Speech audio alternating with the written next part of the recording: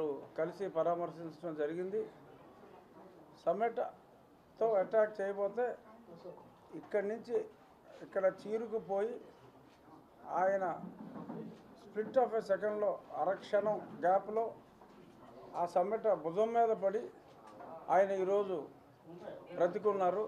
లేదంటే వాళ్ళు చేసిన ఈ దుశ్చర్యకి మరి ఏమై ఉండేదో ఆ ఊహే చాలా భయంకరంగా ఉంది. ఎప్పుడూ కూడా 20 సంవత్సరాల క్రితం అది కూడా ఈ ప్రాంతంలో కాదు, అదర్ పార్ట్ ఆఫ్ చిత్తూరులో ఏవో జరిగినాయని విన్నాం. కానీ మరి ప్రశాంతమైన ఆధ్యాత్మిక నగరమైన మరి తిరుపతికి ఈ 5 కిలోమీటర్ల రేడియస్లో ఇంత దారుణంగా మరి వ్యక్తులు హంతకులు విచ్చలవిడిగా తిరిగి ఈవీఎంలు పెట్టిన రూముల దగ్గరికే మారణాయుధాలతో రాగలిగారు అంటే రాష్ట్రంలో మరి లా అండ్ ఆర్డర్ ఉందా లేదా? ముఖ్యంగా దీని గురించే మరి వాళ్ళ చీఫ్ సెక్రటరీ గారిని కానీ డీజీపీ గారిని కానీ కూడా ఎలక్షన్ కమిషన్ ఆఫ్ ఇండియా మరి ఆదేశించింది, వచ్చి ప్రజెంటేషన్ ఇవ్వాలని. సరే, దాని సారాంశం కాసేపట్లో తెలియవచ్చు. బట్ ఏదేమైనా ఈ చర్య ద్వారా వైఎస్ఆర్ కాంగ్రెస్ పార్టీ వారి ఓటమిని పరోక్షంగా అంగీకరించినట్టుగా ప్రజలందరూ కూడా భావించాలి.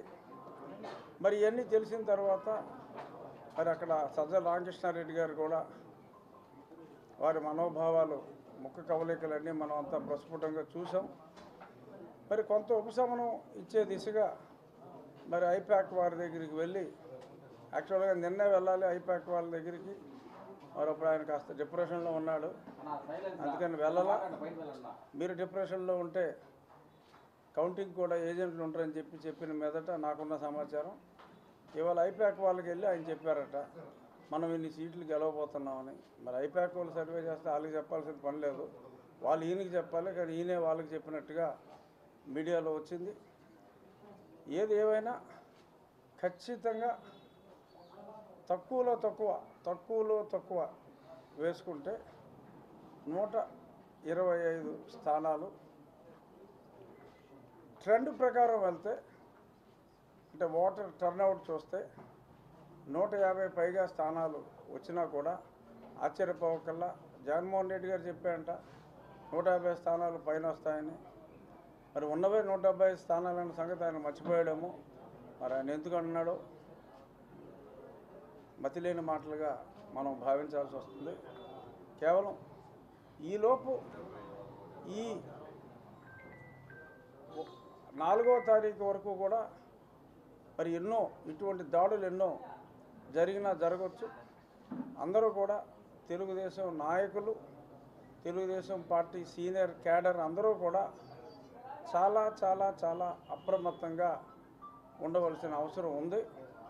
4వ తారీఖు రిజల్ట్స్ వచ్చిన రోజు కూడా, ఎందుకంటే మరి చాలామంది ఉమ్మినేని శ్రీనివాసరావు గారు చెప్పారు, ఎవరో పందాలు అయితే కాయకండ్రా బాబు అని చెప్పి ఇందాక నేను చూసా. మరి అలాంటి వాళ్ళు చెప్తున్నారు. కానీ మరి అంతర్యుద్ధం ఇప్పుడు దాకా